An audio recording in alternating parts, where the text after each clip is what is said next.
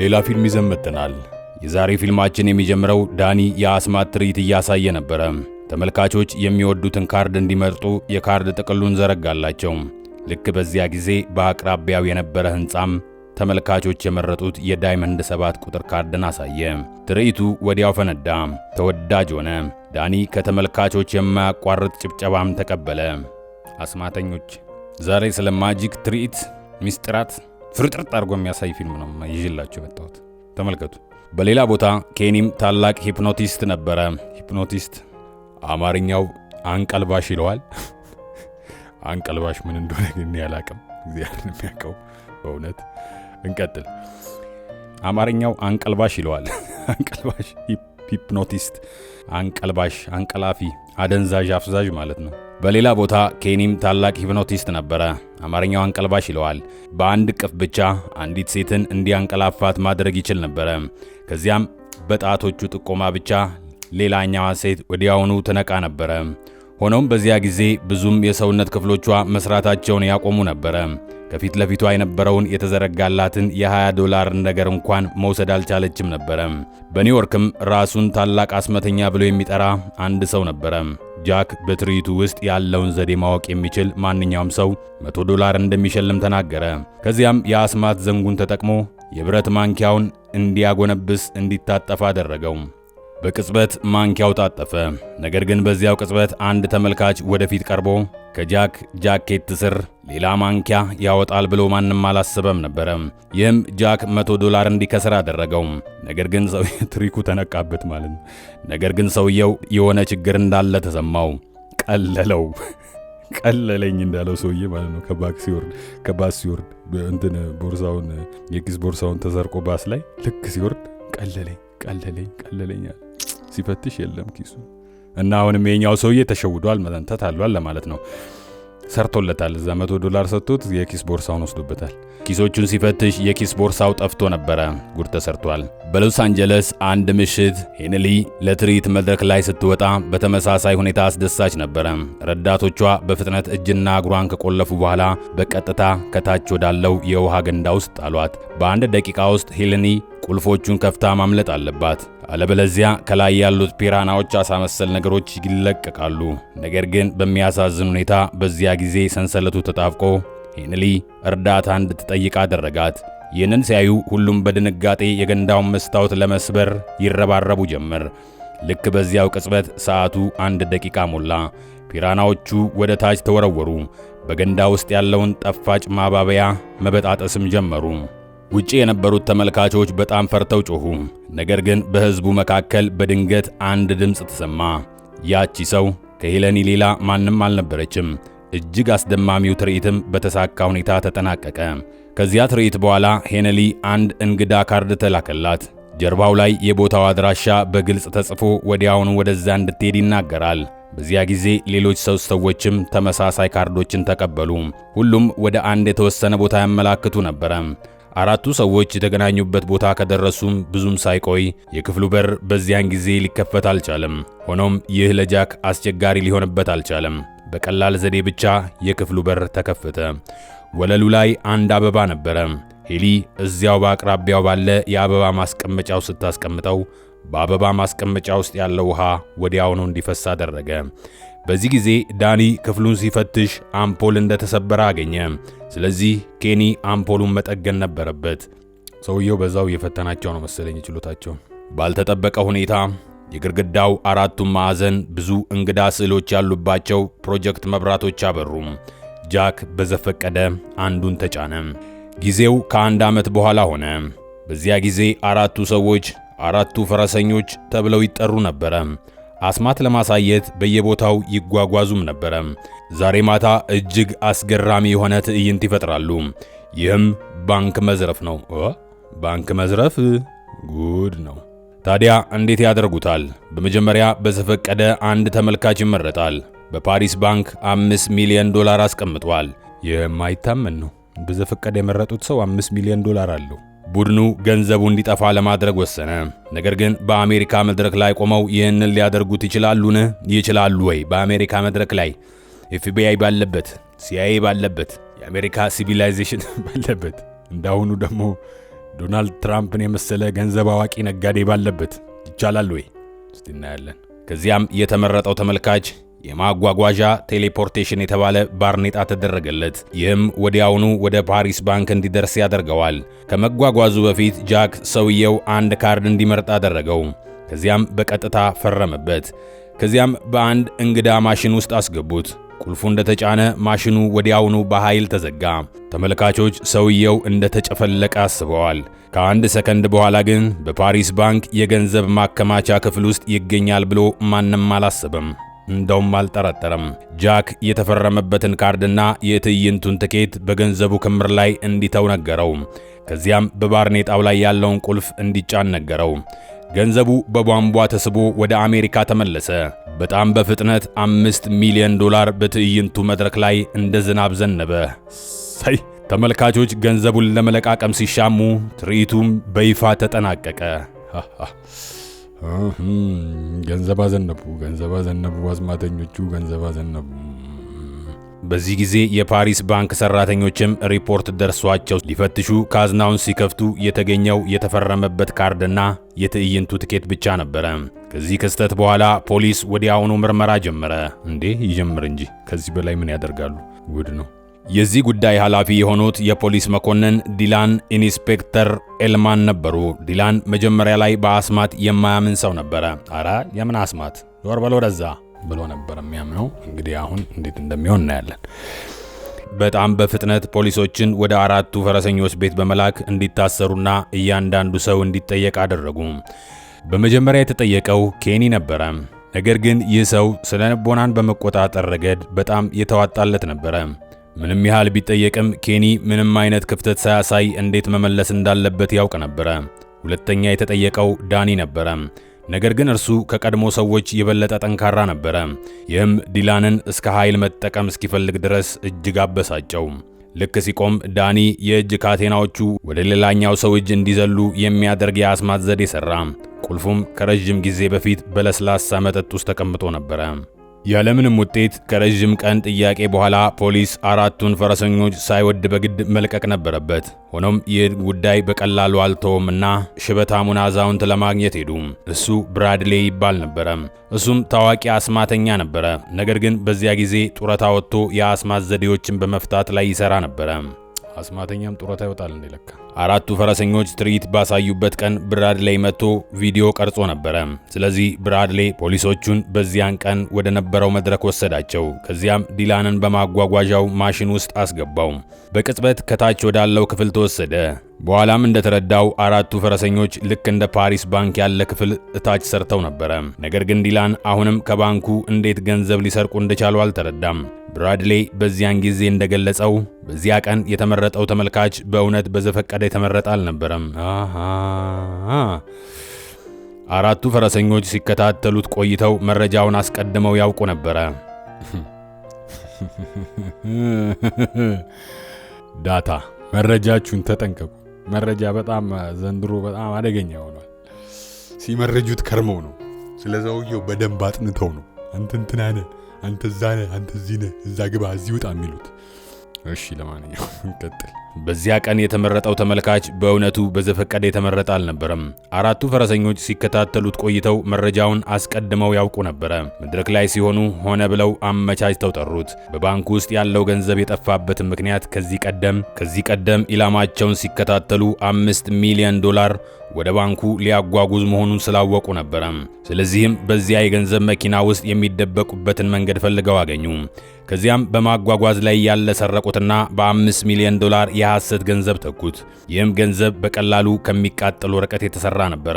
ሲቃጠል ምንም አይነት ፍንጭ አይተውም፣ አመድም አይፈጥርም ማለት ነው። ለዚህም ነው ፖሊሶች ሲገቡ ያዩት ካርዱንና ትኬቱን ብቻ የነበረው።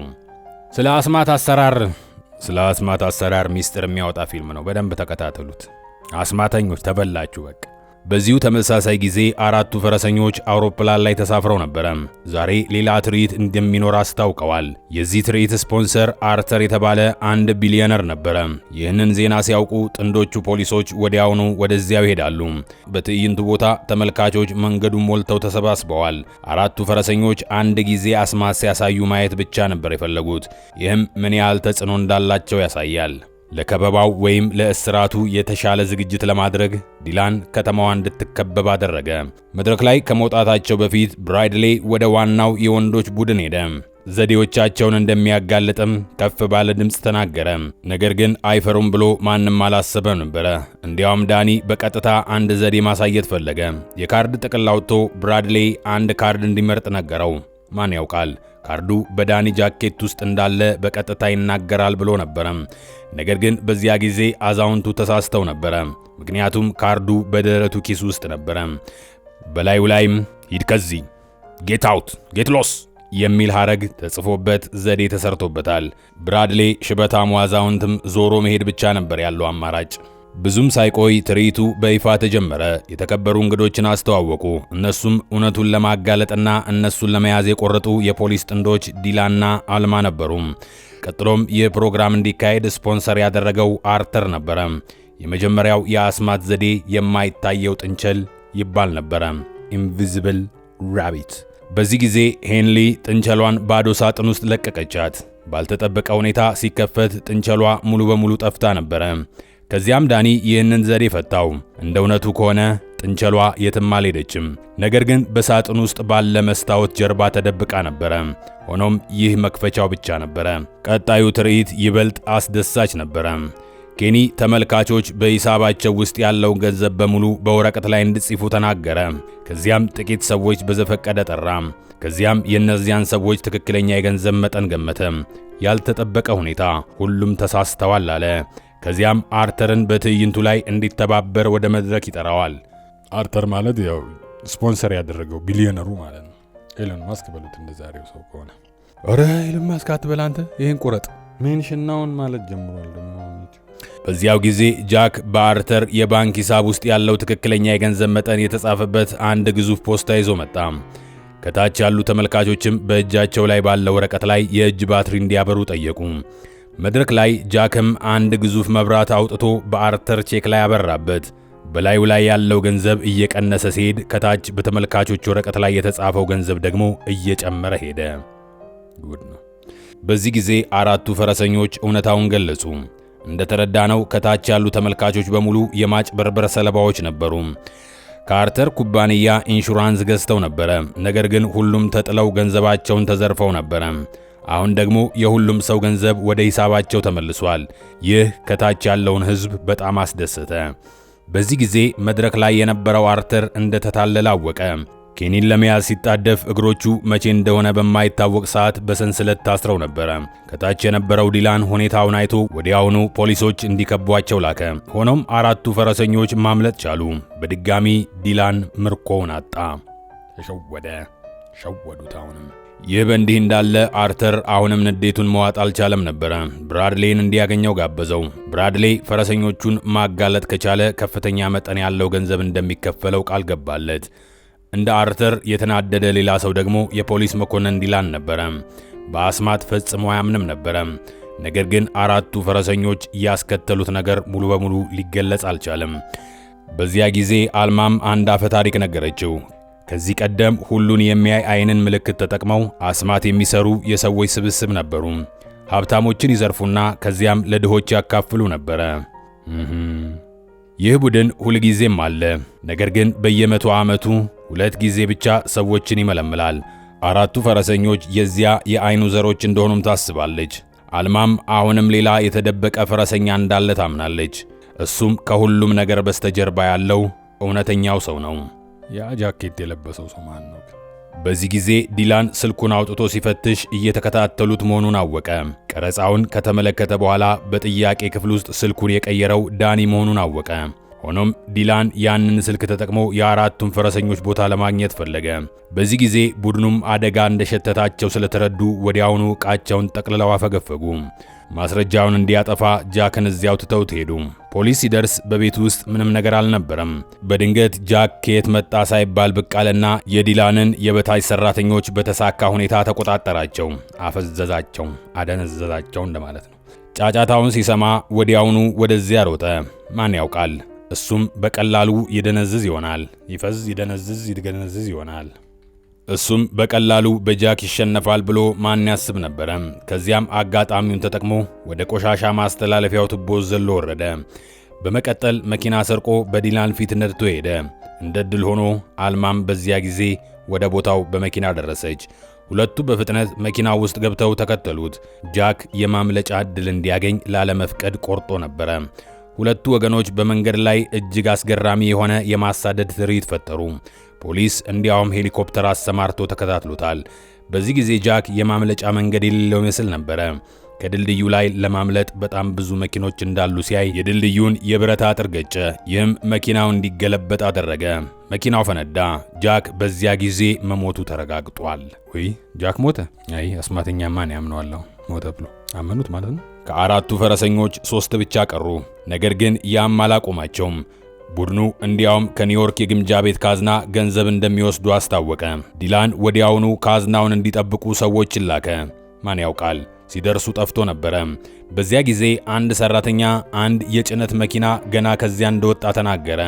ስለዚህ ወደ ውጪ ተጣደፉና በእርግጥም ያንን መኪና አገኙ። በጣም በፍጥነት መኪናውን አስቆሙት። ሲከፈትም በውስጡ በእርግጥም ካዝና ነበረ። ነገር ግን ለመክፈት አልተጣደፉም። ይልቁንም ጉዞውን እንዲቀጥል ፈቀዱለት። ፖሊስ ፈረሰኞቹ ወዳሉበት ለመድረስ ያንን መኪና መከተል ብቻ እንደሚያስፈልገው አስበዋል። አይ ፖሊስ መጀመሪያ ብሩ መኖሩና አለመኖሩን አታጣራም። በዚህ ጊዜ መላው የኢንተርኔት ስርጭት አራቱ ፈረሰኞች ዛሬ ማታ ለመጨረሻ ጊዜ ትርኢት እንደሚያሳዩ በሚገልጽ መረጃ ተሞልቶ ነበረ። ይህ እነሱን ለመያዝ የመጨረሻ ዕድል መሆኑን የተረዱት ፖሊሶች ኃይላቸውን በሙሉ አሰባሰቡ። ካዝናውን የያዘው የጭነት መኪና ትርኢቱ ወደሚካሄድበት ቦታ ደረሰ። ብዙም ሳይቆይ አንዲት ልጅ ብቅ አለች። ነገር ግን ማን ያውቃል እሷ የብራድሌይ ሰው ነበረች። እሱም ፈረሰኞቹን እየተከታተለና ዘዴዎቻቸውንም እያጋለጠ ነበረ። በዚህ ጊዜ ፖሊሶችም ካዝናውን ከፈቱ። ባልታወቀ ሁኔታ በድጋሚ ተታለዋል። ምክንያቱም በውስጡ ያሉት በሙሉ የአሻንጉሊት ፊኛዎች ነበሩ። በዚህ ጊዜ በአደባባዩ ላይ ያለው ትርኢትም ተጀመረ። ይህም ፖሊሶች ምንድን ሌላ ትርኢት ይጀምራል? እዚህ ሌላ ትርኢት ተጠናቆ የለ እንዴ? ገንዘቡ ባዶ ሆነ። በዚህ ጊዜ በአደባባዩ ላይ ያለው ትርኢትም ተጀመረ። ይህም ፖሊሶች ወዲያው ወደዚያው እንዲጣደፉ አሳደዳቸው። በጣራው ላይ 3ቱ አስማተኞችም ጀምረው ነበረ። ይህ ከመቼውም ጊዜ በላይ ልዩ የሆነ ትርኢት እንደሚሆንም ተናገሩ። ለአንድ ምሽት ብቻ ሁሉም ሰው አስማት ምን እንደሆነ ያውቃል። በዚያ ጊዜ ፖሊሶችም ወደ ጣራው መጣደፍ ነበረባቸው። ነገር ግን የያዟቸው የማሳያ አሻንጉሊቶች ዲስፕሌይስ አሻንጉሊቶች 22 ልብስ ቤት ላይ የሚሰቀሉት ማለት ናቸው። አንዳንዴ እኮ ማታ ማታ የእውነት ሰው ነው የሚመስሉት። 3ቱ እውነተኛ ሰዎች አሁንም በተቃራኒው ህንፃ ውስጥ ነበሩ። አንዱ ሰው የጨበሰ ሰው ነው ሰዎች የሚመስሉት አለ። እሱ ያውቃል እንግዲህ የሚጨብሰው ሰው እኔ ልሁበት። 3ቱ እውነተኛ ሰዎች አሁንም በተቃራኒው ህንፃ ውስጥ ነበሩ። ዛሬ ማታ የመጥፋት የአስማት ዘዴ እንደሚያሳዩና ከዚያም አብረው እንደሚሸሹ ተናገሩ። ሰውነታቸውም በዚያ ጊዜ ወደ ገንዘብ ተለውጦ በአየር ላይ ጠፋ። በእርግጥ በህዝቡ መካከል የነበሩት ዲላንና አልማም እውነታውን ተቀበሉ፣ አመኑ። ከአራቱ ፈረሰኞች ጋር በነበረው ጦርነት ተሸንፈው ነበረ። አስማተኞቹ አሸነፉ። በሌላ በኩል ብራድሌይ ሽበታሙ አዛውንት መኪናውን ይዞ ወደ ቤቱ ሊሄድ ሲል የመኪናውን ቁልፍ ሲጫን መኪናው በገንዘብ ተሞልቶ አየው። ፖሊሶች በፍጥነት መጥተው ያዙት። ነገር ግን ብራድሌይ ተበዳይ እንጂ በዳይ አልነበረም። እሱ ራሱ በደል ደርሶበት ነበረ። ነገር ግን በፖሊስ ተጠረጠረ። ሁሉንም ነገር ለዲላን ማስረዳት ፈለገ። እንደ እውነቱ ከሆነ ካዝናው ከቦታው አልተንቀሳቀሰም ነበረ። ነገር ግን ከዚያ ቀደም እንዳሳዩት የጥንቸል ኢንቪዚብል ራቢት የጥንቸል አስማት ዘዴ ከግዙፍ መስታወት ጀርባ ተደብቆ ነበረ። ይህ በቀጥታ ፖሊሶቹን አታለላቸው። እውነተኛው ካዝና በጭነት መኪናው ላይ እንዳለ አስበው እንዲከታተሉት አደረጋቸው። ማንም ሰው እዚያ በሌለበት ጊዜ አንድ ሰው ብቅ አለ። ያም ሰው ከጃክ ሌላ ማንም ሰው አልነበረም። ያ አላልኳችሁም? ያ ከድልድዩ ላይ ወድቆ ሞቷል የተባለው ማን ያምናል? አስማተኛ አልሞተም፣ ይኸው መጣ። በእውነቱ አልሞተም ነበረ። ፖሊሶች ሲከታተሉት ጃክ ሆነ ብሎ ወደ ድልድዩ ነዳ። እዚያም የቡድኑ ጓደኞች ይጠብቁት ነበረ። የእውከት አጋጣሚውን ተጠቅመው መኪናውን ቀየሩት። በፈነዳው መኪና ውስጥ የነበረው ሰው ከሬሳ ማቆያ የተሰረቀ ሬሳ ብቻ ነበረ። ኧረ በለው ጉድ ነው። በዚህ ጊዜ ጃክ ካዝናውን ሰብሮ ገንዘቡን ወስዶ በብራድሌይ መኪና ውስጥ አስቀምጦት ነበረ። ዲላን ከዚህ ሁሉ በስተጀርባ ማን እንዳለ ለማወቅ ጓጉቶ ጠየቀ። ነገር ግን ብራድሌ በእውነቱ ማን እንደሆነ አያውቅም ነበረ። ከኛ መካከል ማን ሊሆን ይችላል አለ። ነገር ግን ይህንን ተናግሮ እንደጨረሰ ብራድሌ በድንገት ሲዞር ዲላን ፖሊሱ፣ ኢንስፔክተሩ እንደሌለ አወቀ። እንደተረዳነው አሁን ከእስር ቤት ውጪ ነበረ።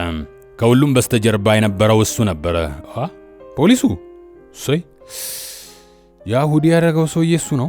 ከሁሉም በስተጀርባ የነበረው ሰው እሱ ነበረ። ሁሉም እቅዶች ብራድሌይን እስር ቤት ለማስገባት ነበረ። ሽበታሙን አዛውንት ጉድ ለማድረግ ነው ይሁሉ። ምክንያቱም እሱ እጅግ በጣም እብሪተኛ ሰው ነበረ ብለው ያስባሉ። ሁልጊዜም ከፊት እንደሆነ ያስብ ነበረ። ነገር ግን እንደ እውነቱ ከሆነ ከበርካታ እርምጃዎች ኋላ ቀርቶ ነበረ። ለዚያም ነው ብራድሌይ በአይኑ ያልተመረጠው። ይህ የብራድሌይን ቅናት እንዲጨምር አደረገው። ሁሉም ነገር እንዲጠፋ እንዲጠይቅ አደረገው። ይህ ደግሞ ለእርሱ መጨረሻው ነበረ። ከአሁን ጀምሮ እስከ ሕይወቱ ፍጻሜ ድረስ ከእስር ቤት ጀርባ ሆኖ መኖር ነበረበት። ሸወዱት፣ ሽማግሌውን ነካ ሊበቀሉት ነበር። ይህ በእንዲህ እንዳለ አራቱ ፈረሰኞች ተሰባስበው ነበር። በፊልሙ መጀመሪያ ላይ የተላኩትን አራቱን ካርዶች ሰበሰቡ። ከዚያም በአቅራቢያው ባለው ዛፍ ላይ ያለውን ካርድ ለመቃኘት ተጠቀሙበት። ይህም በቀጥታ የመዝናኛ ፓርኩን መብራቶች አበራ። በዚያ ጊዜ ዲላን ከፊታቸው ብቅ አለ። ይህም ከበስተጀርባ ማን እንደነበረ ሁሉም ሰው እንዲያውቅ በማድረግ አስገረመ። ከዚያም አምስቱ ሰዎች አብረው ወደ መሽከርከሪያው ጨዋታ ገቡ። እያንዳንዱ ሰው በፈረስ ላይ ወጥቶ በመሽከርከር ላይ ያለ ጠፉ።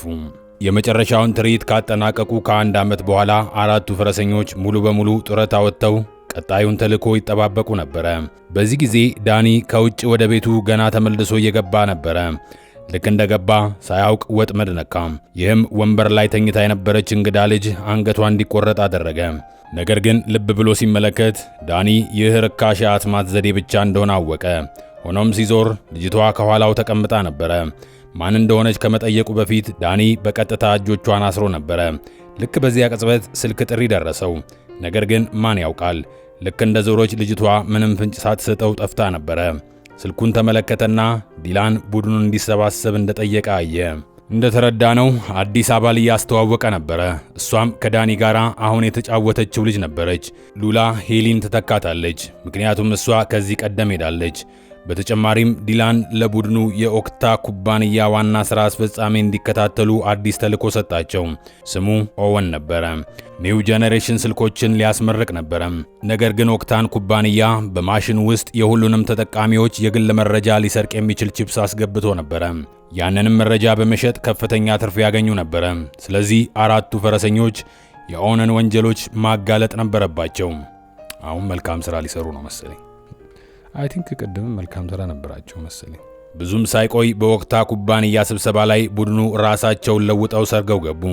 ጃክ ራሱን የጸጥታ አስከባሪ አስመስሎ ወደ ውስጥ እንዳይገቡ ሁሉንም ሙዞች ሰበሰበ። ይህ በእንዲህ እንዳለ ዳኒ ራሱን አስተናጋጅ አስመስሎ ነበረ። ነገር ግን በቅጽበት ወደ ሌላ ሰው ተለወጠ። በቀጥታ በተሳካ ሁኔታ ወደ ጉባኤው ሰርጎ ገባ። ከዚያም እንደገና መልኩን ወደ ጥገና መሐንዲስነት ለውጦ ወደ ክትትል ክፍል ገባ። ከዚያም እዚያ ካለው ሰራተኛ ጋር ክርክር ገጠመ። ሌላኛው ሰው ትኩረት ባላደረገበት ጊዜ ኤኒ በእጁ ላይ የአእምሮ ህመምተኛ ምልክት አደረገበት። በዚህ ጊዜ የጸጥታ ቡድኑም በፍጥነት ገባ። በእጁ ላይ ያለው ካርድ ሲያዩ ሰራተኛውን ያዙት። ሁኔታው ከቁጥጥር ውጭ ሆነ። አለቃውን ለመጥራት ስልኩን ለማውጣት ሞከረ። ነገር ግን በዚያ ጊዜ ከጃክ ጋር ይገናኛል ብሎ ማንም አላሰበም። በዚያ ምክንያት ስልኩ መቼ እንደሆነ በማይታወቅ ጊዜ ወደ ሙዝ ተለውጦ ነበረ። በክትትል ክፍል ውስጥ ሁሉም ካሜራዎች ተጠልፈው ነበረ። ያንን አጋጣሚ በመጠቀም ኬኒ ወደ ኦውን ቀርቦ ሂፕኖታይዝ አደረገው። ኦውንን ለቀጥታ ስርጭት ካሜራዎች ወደ ተዘጋጁበት ትንሽ ክፍል መራው። በዚያ ጊዜ አራቱ ፈረሰኞች ተሰባስበው ለቀጣዩ እርምጃዎች ተዘጋጁ። በውስጡ የነበረው ኦውን በስክሪኑ ላይ ታየ። በዚህ ጊዜ ወንጀሎቹን እንዲያጋልጡ አራቱን ፈረሰኞች ወደዚያ እንደጋበዛቸው ተናገረ። ሦስቱ ፈረሰኞች በተመሳሳይ ጊዜ ብቅ አሉ። ከታች ያሉት ተመልካቾች ለዚህ ምላሽ የማያቋርጥ ጭብጨባን አቀረቡ። ባልታወቀ ሁኔታ እቅዱ ተበላሸ። አንድ እንግዳ ፊት ከኋላቸው ብቅ አለ። ውጪም ላይ ኤፍቢአይ ሰዎችን ልኮ ነበረ። እንደ ዕድል ሆኖ ጃክ በሩን ዘግቶ ሊያስቆማቸው ቻለ። ዲላን ሁኔታው ጥሩ እንዳልሆነ አይቶ ወዲያውኑ ሦስቱ ፈረሰኞች መድረኩን እንዲለቁ ጠየቃቸው። ሚስጥራዊ ሰው አጋልጧቸው ጃክ እንዳልሞተና እዚህ የጸጥታ አስከባሪ መስሎ ራሱን እንደለወጠ ለመላው ተመልካቾች አሳውቆ ነበረ። ከዚያም ዲላን የአይኑ መሪ መሆኑን ጠቆመ። ይህም ኤፍቢአይ ወዲያው እሱን ለመቆጣጠር እንዲጣደፍ አደረገው። ነገር ግን በሆነ ተአምራዊ መንገድ ዲላን ሁኔታውን ገልብጦ ሁሉንም ፖሊሶች በአንድነት አሰረ። ከዚያም ምንም ፍንጭ ሳያስቀር ጠፋ። በተመሳሳይ ጊዜ 4ቱ ፈረሰኞች በጣራው ላይ እየሸሹ ነበረ። ከዚያም አስቀድመው ወደ ተዘጋጀው ቧንቧ ውስጥ ተንሸራተቱ። ይህም 4ቱን ሰዎች በቀጥታ ወደ ቻይና ታውን ወሰዳቸው። ይህም ምን እንደተፈጠረ ሁሉም ሰው ግራ እንዲጋባ አደረገው። እዚያም ቼዝ የተባለ ሰው አገኙ። እሱም የኬኒ መንትያ ወንድም ሲሆን ከዚህ ቀደም ከታናሽ ወንድሙ ሁሉንም ነገር ወስዶበታል። ይህንን ሲሰማ ጃክ ወደ ላይ ዘሎ ሊቀጣው አስቦ ነበረ። ነገር ግን በሱቅ ውስጥ የነበሩት ወንበዴዎች ወዲያውኑ ተነሱ። ቼዝ ይህ ማካኦ ቻይና እንደሆነና ስለዚህ የፈለጉትን ማድረግ እንደማይችሉ ተናገረ። በቧንቧ ውስጥ መንሸራተት እንዴት ይህንን ያለ ርቀት ሊወስዳቸው እንደቻለም ግራ ተጋባ። ነገር ግን ቼዝ ምንም ተጨማሪ ነገር ሳይናገር ቡድኑ ወስዶ ሄደ። ከዚያም ወደ አለቃው ወሰዳቸው። በዚያም ከሃሪ ፖተር ተዋናይ ሌላ ማንም አልነበረም። ነገር ግን በዚያ ፊልም ውስጥ ክቡርነቶ ዋልተር ብለው ይጠሩታል። የሃሪ ፖተሩ ትንሽዬ ልጅ አድጎ ተመንድጎ። በዚህ ጊዜ ለምን እዚያ እንደነበሩ አስረዳ። ታሪኩ ከጥቂት ወራት በፊት መነገር አለበት። ቼዝ ራሱን የጥገና ሰራተኛ አስመስሎ ነበረ። የኬኒን ያለመዘጋጀት አጋጣሚ ተጠቅሞ በተሳካ ሁኔታ ሂፕኖታይዝ አደረገው። በዚህም አማካኝነት ሁሉም እቅዶቻቸውን አወቀ። ለማምለጥ የተጠቀሙበት የተንሸራታች ቧንቧ በእሱ ተለውጦ ነበረ። በውስጡ የነበሩት መብራቶች ከቧንቧው ከወጡ በኋላ በቀጥታ እንዲዘሉ አድርገዋቸዋል። በዚህ ጊዜ ዋልተር ወደ ማካኦ ወሰዳቸው። 4ቱም ፈረሰኞች ወደዚያ የመጣበትን እውነተኛ ምክንያት እሱና አዎን የቅርብ ጓደኛሞች ስለነበሩ ነው። ሁሉም በጋራ ስማርት ማይክሮቺፕሶቹን ፈጥረው ነበረ።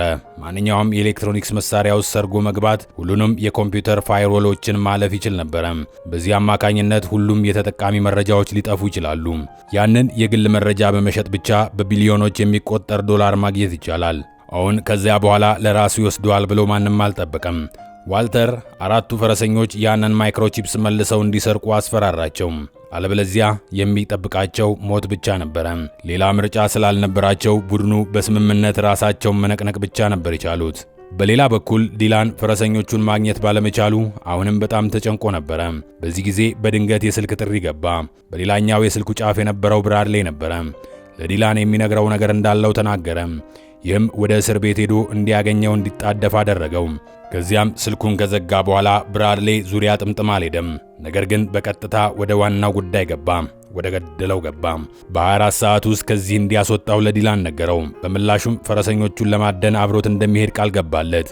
ከተስማማም ብራድሌ ወዲያውኑ የ4ቱ ሰዎች ያሉበትን ቦታ ይነግረዋል። ከአንድ አፍታ ሐሳብ በኋላ ዲላን በመጨረሻ ተስማማ። ብራድሌም 4ቱ ሰዎች በማካኦ እንዳሉ ገለጸ። ይህ በእንዲህ እንዳለ 4ቱ ፈረሰኞች አንዳንድ መሳሪያዎችን እያዘጋጁ ነበረ። ማይክሮቺፕሱን ለመደበቅ አንዳንድ የፕላስቲክ ቁርጥራጮችን ለመግዛት ወደ አንድ የሸቀጣሸቀጥ ሱቅ ሄዱ። ይህም ሳይታወቁ የጸጥታውን በር ለማለፍ እንዲችሉ ነበረ። ነገር ግን በሱቁ የነበረችው አሮጊት ሴትዮ በዚህ ዓለም ውስጥ እንደዚህ ያለ ነገር እንደሌለ ተናገረች። ይህም ቡድኑን ሳይወድ በግድ እንዲመለስ አደረገው። ከዚያም ማይክሮቺፕሱን ለመስረቅ በጋራ እቅድ አወጡ። በዚህ ጊዜ ማይክሮቺፕሱ በአንድ ካርድ ላይ በትክክል እንደሚገጠም በድንገት አወቁ። ስለዚህ ቡድኑ ካርዱን ተጠቅሞ ለመደበቅ የሚያስችል መንገድ አመነጩ። ከዚያም ሳይታወቁ ካርዱን እንዴት ማውጣት እንደሚቻል ለመለማመድ ሞከሩ። ብዙም ሳይቆይ ቡድኑ ይህንን አደገኛ ዕቅድ መተግበር ጀመረ። በመጀመሪያ ኬኒ በኦክታ ኩባንያ ውስጥ ያለ አንድ ከፍተኛ ባለስልጣንን ሂፕኖታይዝ አደረገው። እንዲያንቀላፋ አደረገው። አጃጃለው፣ አደነዘዘው ማለት ነው። ከዚያም ወደ ኩባንያው እንዲገቡ እንዲፈቀድላቸው አደረገው። ነገር ግን የጸጥታውን በር ሲያልፉ ዘበኛው ሁሉም ሰው ሁሉንም የብረት ዕቃዎች ከውጭ እንዲተው ጠየቃቸው። ይህም ምንም አይነት አደጋ እንደማያስከትሉ ለማረጋገጥ ነበረ። ከዚያም የጸጥታው ካፒቴን ወደ ሱፐር ኮምፒውተሩ መራቸው። ይህም ማይክሮቺፑ የተደበቀበት ቦታም ነበረ። በዚህ ጊዜ ኬኒ ያለማቋረጥ ያስነጥስ ነበረ። ይህም በዋናነት በአካባቢው የነበሩትን ዘበኞች ትኩረት ለመበተን ነበረ። ያንን አጋጣሚ በመጠቀም ጃክ ከማሽኑ ስር ሾልኮ በመግባት የማይክሮቺፕሱን አወጣ። ቺፕስ የድንች አይደለም። በጣም በፍጥነት በካርዱ ላይ ሊያያይዘውም ቻለ። ከጨረሰ በኋላ በፍጥነት ወደ ቦታው ተመለሰ። ነገር ግን በዚህ ጊዜ በጸጥታው ካፒቴን ታይቶ ነበረ። እሱም ተጠራጥሮ እንዲፈትሻቸው ጠየቀ። የመጀመሪያው ሰው ጃክ ነበረ። ነገር ግን ለተወሰነ ጊዜ ከተፈተሸ በኋላ ምንም ነገር ሳይገኝበት ዘበኛው እንዲሄዱ ፈቀደላቸው። ሆኖም አሁንም በብረት መመርመሪያው እንዴት ማሳለፍ እንደሚቻል ችግር ነበረ። በዚህ ጊዜ ጃክ ሲገቡ ዘበኛው የኪስ ቦርሳውን ይዞ እንደነበር አስታወሰ። ስለዚህ እንዲመልስለት ጠየቀው። ዘበኛው የኪስ ቦርሳውን በብረት መመርመሪያው በኩል በሚያሳልፍበት ቅጽበት ተጠቅሞ ኬኒም ካርዱን ወረወረው። እቅዱ በዚህ መልኩ በተሳካ ሁኔታ ተጠናቀቀ። በዚህ ጊዜ ዲላንና ብራድሌይም ዋካዎ ደርሰው ነበረ። የአራቱም ፈረሰኞች ዜና ለማጠያየቅ በየቦታው ሄዱ። ሁለቱም በአጋጣሚ አንዲት ሸቀጣሸቀጥ ሱቅ ውስጥ ገቡ። ፎቶውን እንዳየች የሱቁ ባለቤት አወቀቻቸው። አሁን ለጥቂት ከዚህ እንደሄዱ ነገረቻቸው። እንዲያውም በዚያ ሱቅ ውስጥ ዲላን ብዙ የአስማት ዕቃዎችን አየ። አባቱ ትርኢት ሲያሳይበት የነበረና በሚያሳዝን ሁኔታ ሕይወቱን ያጣበት ካዝናም እንኳን ነበረ። እንደተረዳነው የዲላን አባት ሊዮኔል የተባለ ታዋቂ አስማተኛም ነበረ። ነገር ግን ከብራድሌ ጋር በአንድ ትርኢት ላይ ሊዮኔል የነፍስ ማስተላለፍ የአስማት ዘዴ አሳየ። በተቆለፈበት ካዝና ውስጥ ተቆልፎ ነበረ። በአንድ ደቂቃ ውስጥ ቁልፉን ሰብሮ ያመልጣል። ነገር ግን አንድ አደጋ ሕይወቱን ቀጠፈው። ይህም ዲላን ብራድሌን እንዲጠላው ያደረገው ነገር ነበረ። ከዚህ ቀደም እሱን እስር ቤት ለማስገባት ሁሉንም ነገር እንዲያደርግ ያደረገው ምክንያት ይህ ነበረ። አሁን ገባን። ወደ እውነታው ስንመለስ ብራድሌም የአስማት ዘዴ ለመስራት ሞከረ። ነገር ግን ወደ አንድ የአሮጌ የሬሳ ሳጥኑ ሲገባ ብቻ አዩት። ዲላን ሲከፍተው ጠፍቶ ነበረ። በሆነ ተአምራታዊ መንገድ ብራድሌ ማምለጥ ችሎ ነበረ። ብዙም ሳይቆይ ዲላን ዳኒን በመንገድ ላይ ያገኘው። ነገር ግን ከመነጋገራቸው በፊት ዋልተር ሰዎቹን ልኮ እንዲከታተላቸው አድርጎ ነበረ። አራቱ ፈረሰኞች ማይክሮቺፑን ካገኙ በኋላ አመልጠው ነበረ። ሁኔታው ጥሩ እንዳልሆነ ሲያይ ዲላን ለዳኒ መጀመሪያ እንዲሮጥ ነገረው። እሱ ግን ቆይቶ ከወረበሎቹ ጋር መፋለም ጀመረ። ሆኖም እሱ ብቻውን እነሱን ለመዋጋት በቂ አልነበረም።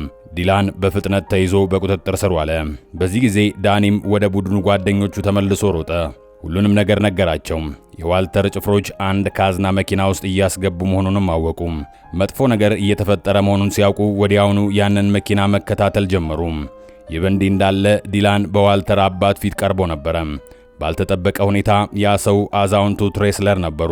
አራቱ ፈረሰኞች ገንዘቡን በመስረቃቸው አሁንም ምሬት ይሰማው ነበረ። በዚህ ጊዜ መሪውን ሲይዝ በእርግጠኝነት እንዲሄድ አልፈቀደለትም።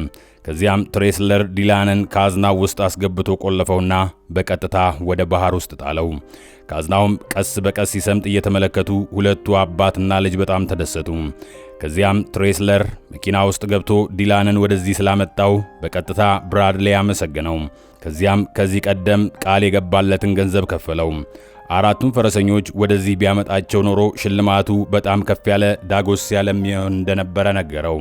ከባህር በታች ዲላን ተስፋ ሊቆርጥ ደርሶ ነበረ። ውሃው ያለማቋረጥ እየገባ ነበረ። በዚህ ጊዜ በእጁ ላይ ያለውን ሰዓት አስተዋለ። በፍጥነት የእጁን መክፈቻ እጁን ለማላቀቅ አወጣው። እንደ ዕድል ሆኖ ከጥቂት ጥረት በኋላ ዲላን በተሳካ ሁኔታ አመለጠ። ዳኒም ትሬስለርና ልጁ ሲሄዱ ሲያይ ወዲያውኑ ወደ ባህር ውስጥ ዘለለ። በዚያም አማካኝነት ካፒቴኑን ከሞት በተሳካ ሁኔታ አዳነው። ሆኖም በዚህ ጊዜ ማይክሮቺፕሱ ሐሰተኛ መሆኑን አወቁ። ምናልባትም አንድ ዋናው ባለሙያ ከነሱ ወስዶት ይሆናል። ነገር ግን ይህ ደግሞ ጥሩ ነገር ነበረ፣ ምክንያቱም ትሬስለርና ልጁ ስለዚህ ነገር ገና አላወቁም ነበረ። ቡድኑ ሁለቱንም አባትና ልጅ ለመቅጠም ሊጠቀሙበት ወሰኑ። ብዙም ሳይቆይ አራቱ ፈረሰኞች በመስመር ላይ ብቅ አሉ። በለንደን ትርኢት እንደሚያቀርቡ አስታወቁ። ይህ ዋልተርና ልጁን አስቆጣቸው። በፍጥነት አውሮፕላን ተሳፍረው በቀጥታ ወደ ትርኢቱ ቦታ ሄዱ። በአደባባዩ ላይ ተመልካቾች በፍጥነት ቦታውን ሞሉት። አራቱ ፈረሰኞች ተከፋፈሉ። እያንዳንዱም በተለያየ ቦታ ትርኢት አሳየ። ጃክ ከ3 ግዙፍ ካርዶች ጀርባ ያለውን ልጅ ቦታ በመገመት ትርኢት አሳየ። ምንም እንኳን ሁሉም ሰው ሊያየው ቢችልም በመቶዎች የሚቆጠሩ የተመልካቾች አይን አሁንም ተታለሉ። ማጂክ የሰዎችን አይን ማታለል ነው ዋናው ስራው፣ እንዳትታለሉ። በሌላ በኩል ሉላ ከእርግብ ጋር ትርኢት ነበራት። ወደ አንድ ሰው ብብት ጉያ ወደ አንድ ሰው ብብት ጠቆመ። በድንገት እርግቡ ተነስቶ በረረ፣ ከብሽሽቱ ማለት ነው። ይህም መላውን ተመልካች በጣም አስደነቀ። ዳኒ ይበልጥ አስማታዊ ነበረ። በዝናብ ውስጥ ሲቆም በቀጥታ የዝናብ ጠብታዎችን አስቆመ። በአየር ላይ በጣም አስማታዊ በሆነ መልኩ እንዲንሳፈፉ አደረጋቸው። ይህ በእንዲህ እንዳለ ትሬስለርና ልጁ ሁሉንም ነገር በካሜራ እየተመለከቱ ነበረ። በአጋጣሚ ዲላን አሁንም በሕይወት እንዳላወቁ፣ ይህም ይበልጥ አስቆጣቸው። ወዲያውኑ አራቱም ፈረሰኞች እንዲይዙ ሰዎችን ላኩ። በመጀመሪያ አደጋ ላይ የነበረው ኬኒ ነበረ። ከወንድሙ ከቼዝ ጋር መጋፈጥ ነበረበት። እቅዱ እንደተጋለጠ ሲያውቅ ደውሎ ለዲላን አሳወቀ። ወዲያውኑ ሌሎቹም በሙሉ እንዲያፈገፍጉ አዘዘ። መጀመሪያ ጃክ ነበረ። እሱም ወደ ካርድነት ተለውጦ ጠፋ። ቀጥሎ ሉላ ነበረች። ርግቦቹን ጠርታ አመለጠች። በጣም ቀዝቃዛው ወይም አስገራሚው ዳኒ ነበረ። ምንም ፍንጭ ሳይተው ውሃ ውስጥ ሲወድቅ ጠፋ። ፖሊስ ሲደርስ በጣም ዘግይቶ ነበረ።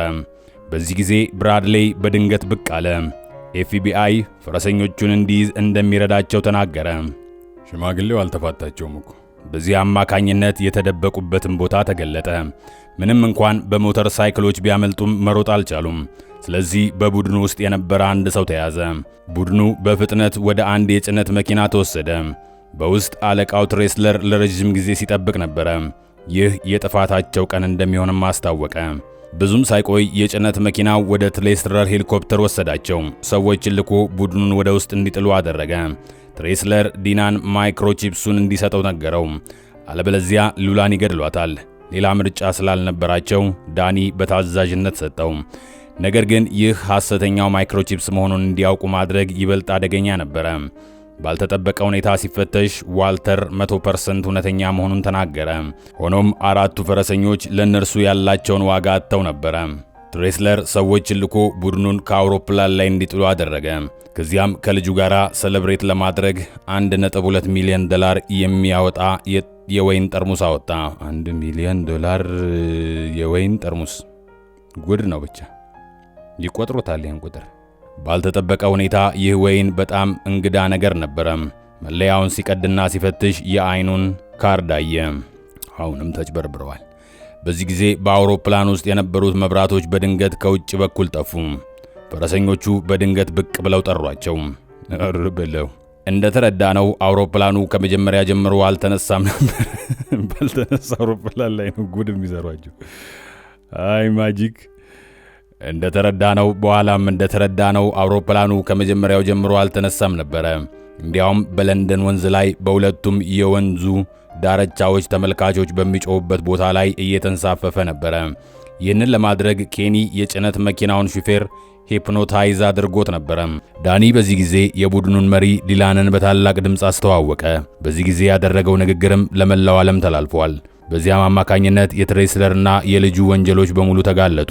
ገበያውን በማጭበርበርና የግል መረጃዎችን በመስረቅ ወንጀል እነዚህ ሁለት አባትና ልጅ በቀሪ ሕይወታቸው በእርግጠኝነት እስር ቤት መኖር ይኖርባቸዋል አለ።